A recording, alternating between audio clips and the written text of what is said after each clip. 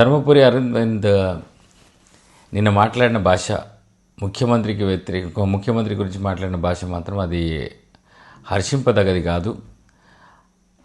అరవింద్ గారు అని చెప్పేసి ఆయన ప్రస్తావించిన నిన్న ముఖ్యమంత్రి గారు నిజామాబాద్ జిల్లాలో నిన్న జరిగిన సమావేశంలో ప్రతిసారి కూడా ధర్మపురి అరవింద్ గారు అని మాట్లాడాడు. సభకు వెళ్ళేటప్పుడు సభ వెళ్ళే ముందు కూడా ధర్మపురి శ్రీనివాస్ గారికి నివాళులు అర్పించి నిన్న సభ మొదలుపెట్టాం.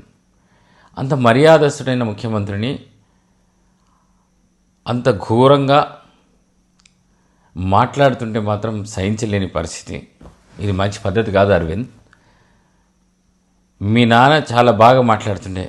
మీ నాన్న ఎప్పుడు కూడా ఇలాంటి భాష మాట్లాడలే, ఇలాంటి భాషను వాడలే. నిన్న ముఖ్యమంత్రి గారు చాలా మర్యాదతో ధర్మపురి అరవింద్ గారు అని చెప్పేసి మాట్లాడినారు. నువ్వు అసలు నిజామాబాద్కి ఏం తీసుకొచ్చినావు? ఎంపీ అయిన తర్వాత నిజామాబాద్కి ఏం తీసుకొచ్చినావు? నువ్వు నిజామాబాద్కి ఏం తీసుకురాలేవని, స్మార్ట్ సిటీ ఎందుకు చేయలేవు అని, నిజామాబాద్ని ఒక స్మార్ట్ సిటీగా ఎందుకు రూపొందించలేవు అని చెప్పేసి నువ్వు డెవలప్మెంట్ కానీ అభివృద్ధి కానీ నిజామాబాద్ జిల్లాని ఎందుకు చేయలేవని చెప్పేసి ముఖ్యమంత్రి గారు చాలా మర్యాదతో నేను ప్రశ్నించాను. అసలు నువ్వు ఎట్లా మాట్లాడుతున్నావు అంటే, ఒక రోడ్డు మీద పోయేవాడు భాష ఏది మాట్లాడుతుంటాడో, ఒక పార్లమెంట్ సభ్యుడిగా ఉండి ఆ భాష వాడటం మంచిగా అనిపిస్తుందా నీకు? ఒక ముఖ్యమంత్రిని పట్టుకొని అలాంటి భాష వాడడం మంచిదా? ముఖ్యమంత్రి అంటే ఈ రాష్ట్ర ప్రజలు ఆయనకు ముఖ్యమంత్రిగా కోరుకున్నారు, ఓటు వేసి ఇవాళ ఆయన్ని ముఖ్యమంత్రిగా ఎన్నుకున్నారు. ముఖ్యమంత్రి ఇవాళ అయ్యాడంటే ఈ రాష్ట్ర ప్రజల ఆకాంక్షతో ఆయన అయ్యాడు.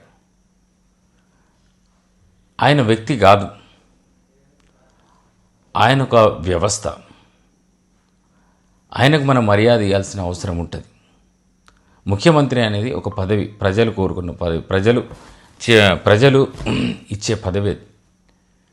ఆ పదవిని అవమానిస్తున్నావు, అవమానకరంగా మాట్లాడుతున్నావు. పదవి గురించి, ఆయన గురించి అవమానకరంగా మాట్లాడడం చాలా బాధాకరమైన విషయం. కేసీఆర్ ఓడిపోయిన తర్వాత మేము అనుకున్నాం ఈ బూత్ భాష మాయమైపోతుంది అని, ఇక బూత్ భాషకు ఫుల్ స్టాప్ పడుతుంది. కేసీఆర్ ఓడిపోయిన తర్వాత బూత్ భాష మాయమవుతుంది అనుకుంటే నువ్వు, నీతో పాటు కేసీఆర్ కొడుకు కేటీఆర్ ఇద్దరు అహంకారం ఇట్లా కనబడుతుంటుంది. మద పిచ్చి మీ బాడీ లాంగ్వేజ్లోనే అగుపడుతుంటుంది ఎంత మదం ఉందో అని చెప్పి. అయ్యలు సంపాదించిన ఆస్తి అనుకుంటున్నారా? ఆ ఆస్తిని అది చూసి ఇవాళ డబ్బున్న అహంకారమా? ఇద్దరు కూడా ఇవాళ ఈ రాష్ట్రంలో అహంభావం అంటే వీళ్ళ దాంట్లోనే వీళ్ళ బాడీలనే కనబడుతుంది. అహంకారం అంటే వీళ్ళ బాడీలనే కనబడుతుంది. అసలు మీ ఇద్దరిని కూడా రేపు రాష్ట్ర ప్రజలు ఏదో ఒకరోజు ఇలాంటి అహంకారాన్ని సహించరు. కేసీఆర్ అహంకారాన్ని సహించకనే కదా ఇవాళ కేసీఆర్ని ఫామ్ హౌస్లో కూర్చుండబెట్టి ఇంటికి పంపించింది. రేపు రాజకీయాల్లో మనుగడ సాధించాలంటే తెలంగాణ ప్రజలు ఈ అహంకారాన్ని అసలే సహించరు.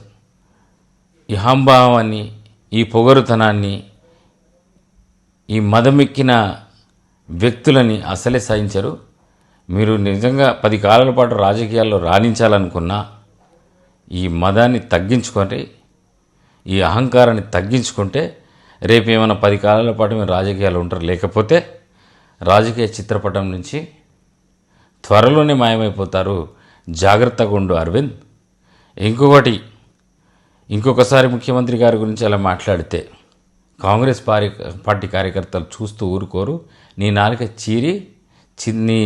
నిన్ను కూడా చీరి చెంత గడతారని చెప్పేసి ఈ సందర్భంగా హెచ్చరించదలుచుకున్నాను.